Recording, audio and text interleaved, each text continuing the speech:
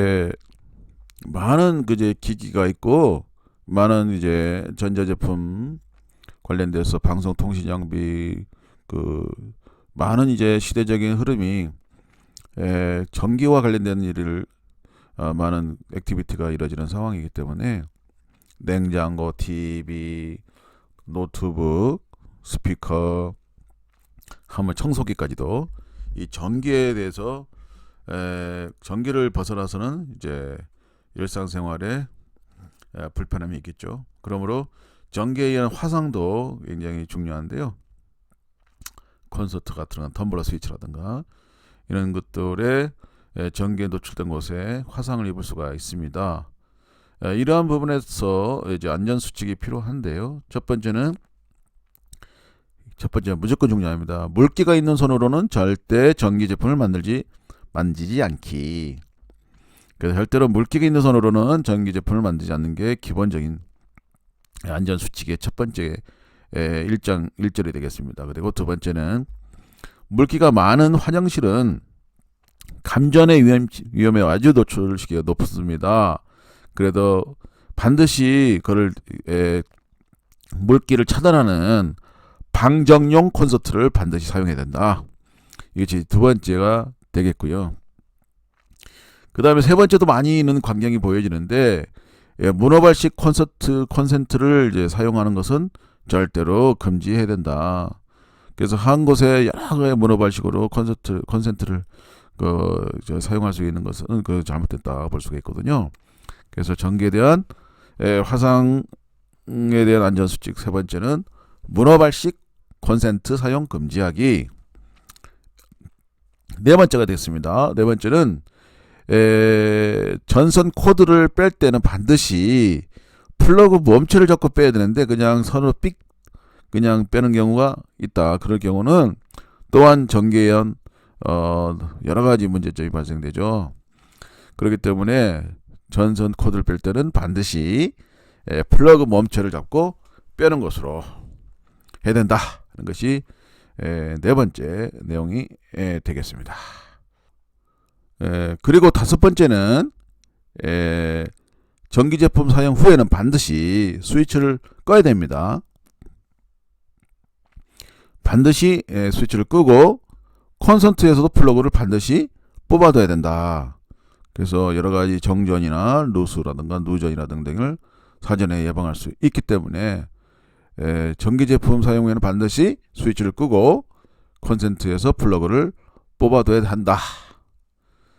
그 다음에 이제 여섯 번째는 노출된 콘센트에는 전기 안전 덮개로 막아두는 게 좋다. 그래서 전기 안전 덮개라는 것을 꼭 막아둬야 된다. 콘센트에는요. 일곱 번째, 안전장치가 있는 전열기구를 사용하는 게 좋다.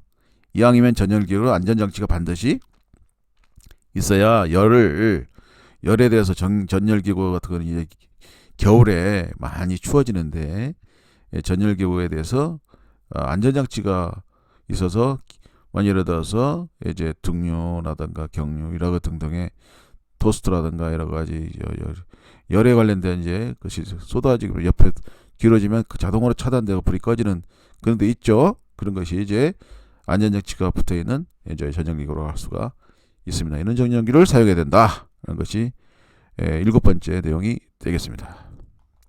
그 화학약품에 의한 화상에 대해서도 말씀 올리겠는데요.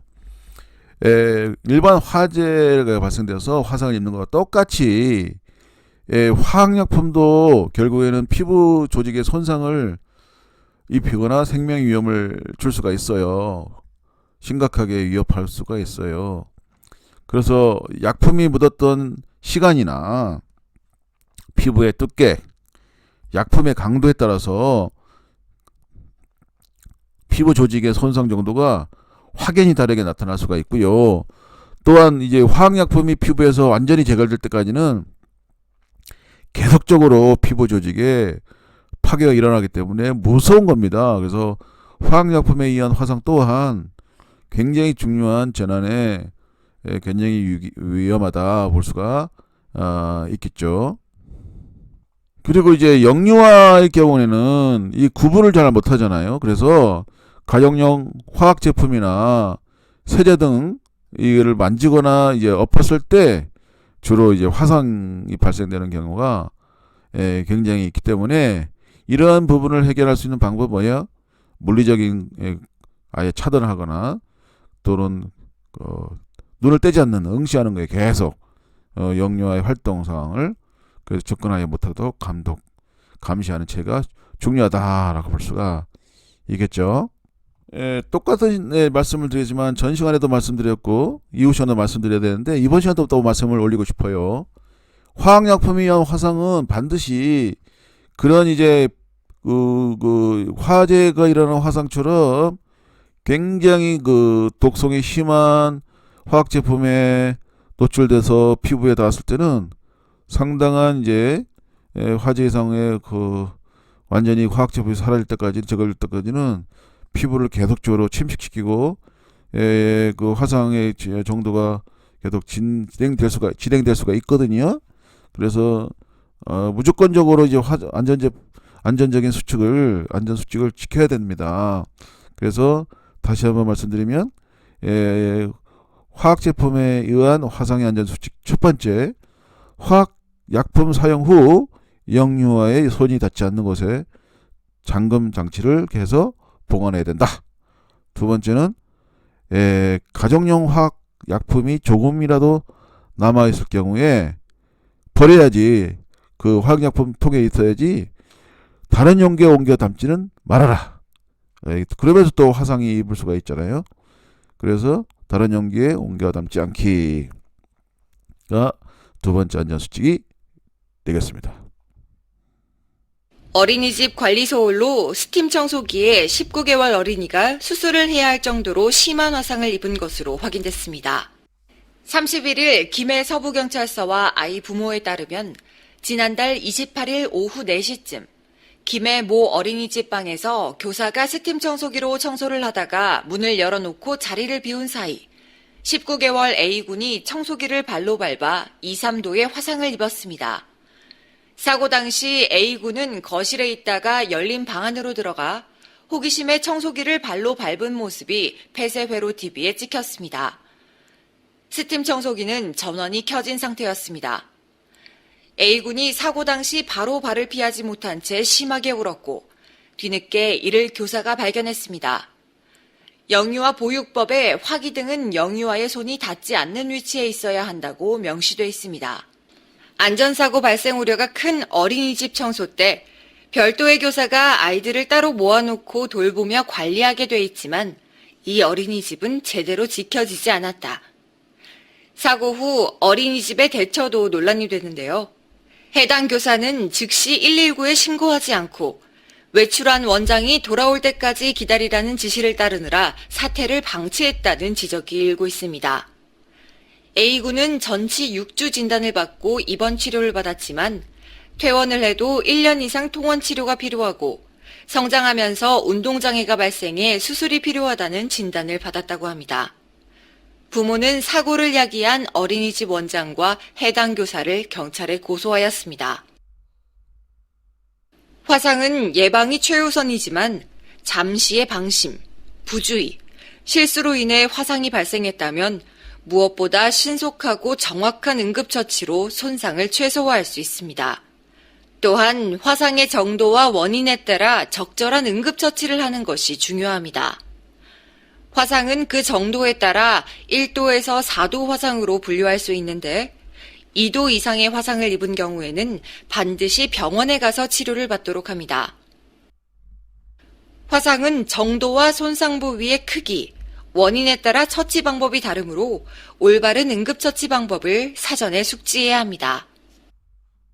손상 정도에 따른 화상을 분류해보면 1도 화상은 뜨거운 액체나 햇빛으로 인해 표피가 따끔거리고 붉게 변하는 경우를 말합니다. 표피죠. 5에서 7일간 적절한 치료를 받을 경우 흉터가 남지 않습니다. 표피에서 5에 7. 2도 화상은 2도. 뜨거운 액체나 화염, 화학물질 및 방사선에 의해 화상 부위가 붉게 변하고 물집이 생기는 증상이 나타납니다. 물집. 3도 화상은 뜨거운 액체나 화염, 화학물질과 방사선에 의해 표피, 진피층, 피하 지방층까지 손상을 입어 화상 부위가 하얗게 혹은 검게 변하는 경우입니다. 짧게는 15일에서 수개월 자연 치유되지 않을 경우 피부 이식이 필요하며 치료 후에도 흉터가 발생하고 관절 운동에 제한이 나타날 수도 있습니다. 3도 화상이 굉장히 심각하죠. 4도 화상은 고압 전기에 의해 지방층, 인대, 근막, 근육, 골 조직 등이 손상을 입어 화상 부위가 하얗게 혹은 검게 변하거나 피부 이하 부위 손상에 의해 여러 가지 증상이 나타나는 경우를 말합니다. 사지에 화상이 있을 경우에는 사지 절단술이 시행되기도 하며 치료 후 기능장애 발생 가능성이 높습니다. 일반적으로 화상으로 생긴 상처는 그 부위 감염을 막는 것이 중요합니다. 따라서 제일 처음 화상 부위를 흐르는 차가운 물로 15분간 식힙니다. 이때 얼음이나 아이스팩을 갖다 대지 않습니다. 다음으로 소독된 거즈나 붕대로 상처 부위를 넓게 덮어주거나 감아주어 감염을 예방해야 합니다. 수포가 생긴 경우 너무 세게 감으면 수포가 터져 감염 가능성이 높아지므로 수포가 터지지 않도록 조심합니다. 화상으로 인한 상처에는 크림이나 로션, 바셀린, 연고, 된장, 소주, 치약, 알로에, 감자 등은 감염을 일으킬 수 있으므로 바르지 않는 것이 좋습니다. 화상은 육안으로 중증도 열탕 화상 예, 화상으로 상처가 나거나 심각한 이제 문제가 됐을 때는 바로 다음과 같은 것 처치를 해야 됩니다. 첫 번째는 무조건 있잖아요. 화상 부위에 흐르는 찬물로 15분간 식히는데 절대로 얼음이나 아이스팩이라든가 크림이나 바셀린, 된장, 연고 등을 절대 바르지 말아야 된다. 왜냐하면 응급처치 이제 앰뷸런스가 오게 되면 병원에서 다 처리하기 때문에 절대로 이제 얼음이나 아이스팩이라든가 원고, 연고, 된장, 로션, 크림, 바셀린 등을 절대 바르지 말아라는 거고요. 그다음 소독된 거즈나 붕대로 넓게 상처 부위를 감싸줘야지 세게 감잖아요. 그러면 수포가 터지는 경우가 발생되기 때문에 절대 그러지 말고, 그다음에 화상은 육안으로 판단할 수가 없습니다. 그래서 함부로 육안으로 화상이 심하다, 가볍다는 걸 말할 수가 없기 때문에 병원에 이송해서 반드시 치료를 받아야 된다라고 볼 수가 있겠습니다. 열탕 화상 중 가벼운 열탕 화상의 응급처치는 흐르는 찬물에 15분간 열을 식히고 뜨거운 물에 젖은 옷은 가위로 제거합니다. 화상 부위를 식힌 후 장신구를 제거하고 화상 부위에 생긴 물집을 강제로 터뜨리지 않습니다. 깨끗한 헝겊으로 화상 부위를 감싼 후 병원에 가야 할 상황이라면 연고를 바르지 않습니다. 병원 처치 시 연고를 닦아내는데 많은 시간이 소요되기 때문입니다. 열탕 화상 중 심한 열탕 화상의 응급처치를 살펴보면 먼저 119에 신속하게 연락합니다. 화상 부위에 옷이 녹아 있다면 그대로 둡니다. 구급대원이 도착하기 전까지 적당한 체온을 유지하고 화상 부위에 연고를 바르지 않습니다. 또한 구급대원이 도착할 때까지 물이나 음료를 섭취하지 않습니다. 접촉 화상의 응급처치는 흐르는 찬물에 15분간 열을 식힌 후 화상 부위에 옷이 붙어 있을 경우 그대로 두고 병원에서 처치합니다. 절대로 얼음이나 아이스팩을 사용하여 열을 식히지 않으며 응급처치 후 병원에 가야 할 상황이라면 연고를 바르지 않습니다. 화학화상의 응급처치를 알아보면 119에 신속하게 연락한 후 화상을 일으켰던 화학물질을 제거합니다. 흐르는 찬물에 20분 이상 열을 식히고 가루 화학물질일 경우 브러쉬를 이용하여 안전하게 제거합니다. 화학물질이 눈에 들어갔을 경우에는 빠르게 물로 씻어냅니다. 이번에는 전기화상의 응급처치에 대해 살펴보도록 하겠습니다. 119에 신속하게 연락하며 전기화상을 입은 환자를 만지지 않습니다. 만약 환자와 접촉해야 할 상황이라면 고무장갑을 껴야 합니다. 환자에게 쇼크가 오지 않게 체온을 유지하되 절대 물로 상처 부위를 씻어내지 않고 화상 부위에 연고를 바르지 않습니다. 어린이집에서 생일 축하 중 촛불을 끄다가 머리카락에 옮겨붙은 불꽃이 옷에 붙거나 화재 대피 도중 불꽃이 옷에 붙었을 경우 당황해서 뛰거나 옷을 벗으려다가 불이 더 번질 수 있습니다. 옷에 붙은 불을 끄려면 불이 붙은 부분이 바닥에 닿게 하면 산소가 차단되므로 몸을 바닥에 구르면서 끄는 방법이 가장 좋은 방법입니다. 옷에 불이 붙었을 경우 불을 끄는 효과적인 방법에 대해서 알아보겠습니다. 멈춘다. 즉, 불이 옷에 붙으면 달리거나 옷을 벗으려고 하지 말고 바로 멈춥니다. 엎드린다. 불이 얼굴에 닿거나 연기가 코와 입으로 들어가지 않도록 얼굴을 가리고 바닥에 엎드립니다. 구른다. 산소가 차단되어 불이 꺼지도록 불이 붙은 부분을 바닥에 대고 비비듯이 몸을 굴려 뒹굽니다. 만약 머리카락에 불이 붙으면 젖은 옷이나 수건 등으로 머리를 덮어서 불을 끕니다. 불이 꺼지면 흐르는 찬물로 열을 식힙니다. 병원을 찾아야 하는 화염 화상 증상은 다음과 같습니다. 화상 입은 부위가 2배 이상 부어오른 경우, 호흡이 정상적이지 않은 경우, 그리고 정신을 잃은 경우와 화상으로 인해 온몸에서 땀이 날 경우가 있습니다. 마지막으로 화상 입은 부위가 하얗게 메마르고 마비될 경우에도 병원을 바로 찾아야 합니다. 이렇게 각각의 그 화상에 관련된 이제 원인과 예방에 대한 대처를 우리가 봤습니다. 그래서 각각의 증상에 따라서 대처 방향이 조금씩 다르다는 것을 알 수 있는데, 어쨌거나 중요한 거는 시급성이란 게 있고요. 그리고 그 시급하기 때문에 즉시 대응할 수 있는 사전에 역량을 가져야 된다. 그것이 무엇보다 중요하다는 것을 이제 깨닫게 됩니다. 재난 대비 안전 애니메이션입니다. 화상사고가 발생했을 때 어떻게 대처해야 하는지, 어떻게 교육해야 하는지 링크를 클릭하여 살펴보시기 바랍니다. 대부분의 화상사고는 성인의 부주의뿐 아니라 영유아들의 장난과 부주의로 인해 발생할 수 있습니다.